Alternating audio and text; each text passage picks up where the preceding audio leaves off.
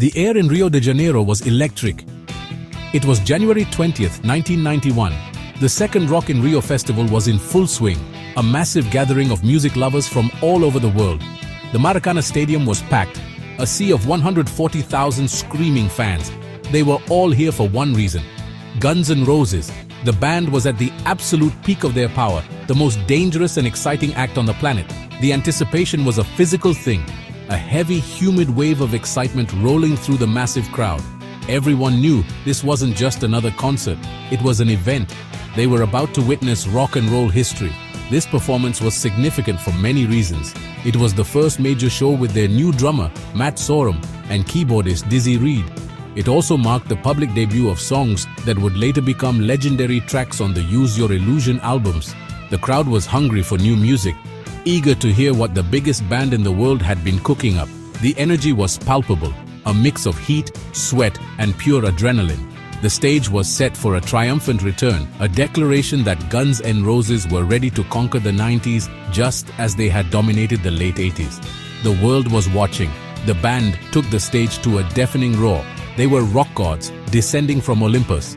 Axl Rose, with his signature bandana and boundless energy, was the ringleader of this circus of decibels. Slash, with his top hat and Les Paul, stood as the epitome of cool. Duff McKagan and Izzy Stradlin provided the solid, punk-infused backbone. For the first few songs, everything seemed perfect.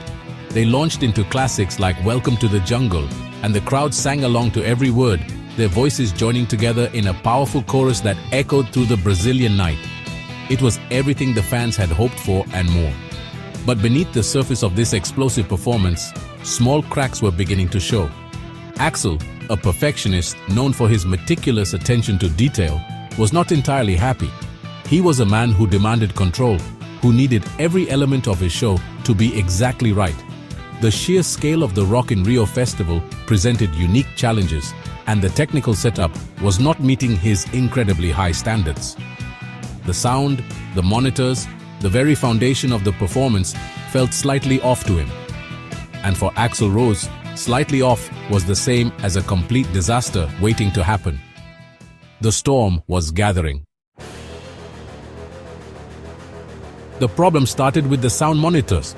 For any singer, the monitors are their lifeline, feeding them the sound of their own voice and the band's instruments. If they aren't working correctly, it's like flying blind. Axl was hearing a garbled mess, a chaotic echo that made it impossible for him to find his pitch or timing.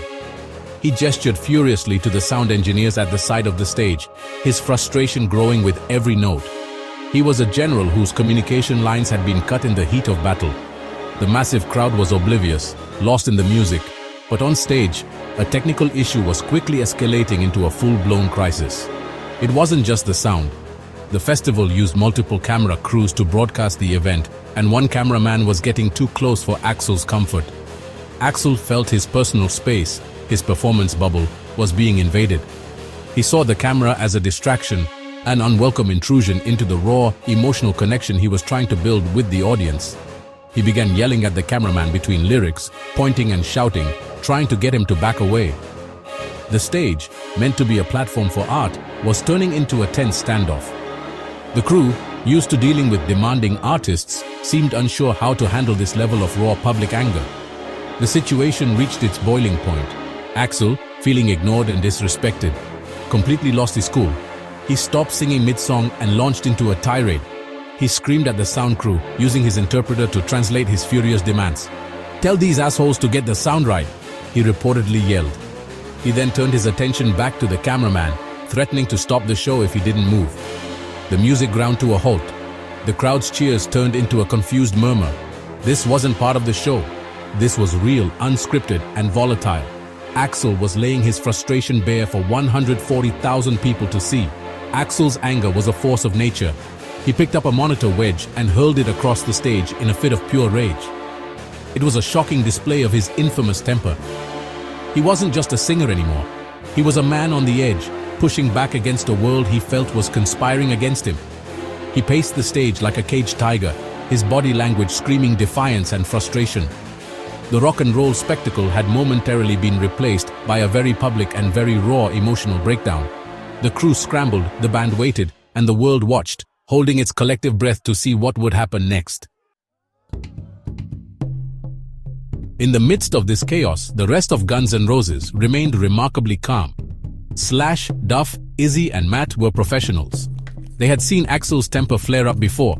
This was part of the package, the price of admission for being in a band with such a volatile and brilliant frontman. While Axl was raging at the crew, the band stood by, instruments at the ready, waiting for the signal to resume. They didn't engage in the argument or try to calm him down in that moment. They simply held their ground, providing a steady, unwavering presence against the storm of Axl's fury. Slash, in particular, was the anchor. He casually smoked a cigarette, his iconic top hat tilted low, projecting an aura of unflappable cool. He would noodle on his guitar, playing bluesy licks to fill the awkward silences as if to tell the crowd, "Don't worry, we'll get through this." It was a classic display of the dynamic that defined the band. Axl's raw, explosive emotion balanced by Slash's laid-back, rock-solid demeanor. Their job was to play rock and roll, and they were ready to do it as soon as their singer was. The band was a unit, and they would weather this storm together, just as they had weathered so many others. Eventually, after several tense minutes of negotiation and angry gestures, Axl seemed to get some of what he wanted. The crew adjusted what they could, and the offending cameraman was presumably moved. Axl, his rage partially vented, signaled to the band. Miraculously, the music started up again. They launched back into their set with a renewed ferocity, as if trying to channel all that negative energy into the performance. The meltdown, as dramatic as it was, became just another chapter in the night's story, not the end of it. The show, against all odds, would go on. For over 2 hours, Guns N' Roses delivered a powerful, historic performance. They played their hearts out for the massive Brazilian audience, debuting future classics like Civil War and You Could Be Mine. Despite the onstage drama, the technical glitches, and the raw display of emotion, the music itself was incredible. It was a testament to their talent and resilience. They proved that even when things were falling apart behind the scenes, they could still unite on stage and deliver a show that people would talk about for decades. The chaos didn't break them. In a strange way, it fueled them. This night at Rock in Rio perfectly encapsulated the enigma of Axl Rose. He was not a simple, easy-to-manage rock star. He was a complex, deeply emotional artist who wore his heart and his anger on his sleeve. His demand for perfection was both his greatest strength and his most self-destructive flaw. The meltdown wasn't just a temper tantrum. It was a glimpse into the mind of a man who felt things more intensely than most. He believed the art was everything, and anything that compromised it was an enemy to be fought, even if it meant fighting in front of the entire world. Axl's reputation for being difficult and unpredictable was already well known by 1991, but this event cemented it in rock and roll lore. It showed the world that he was willing to bring his entire show to a screeching halt to fight for his vision. This was not an act.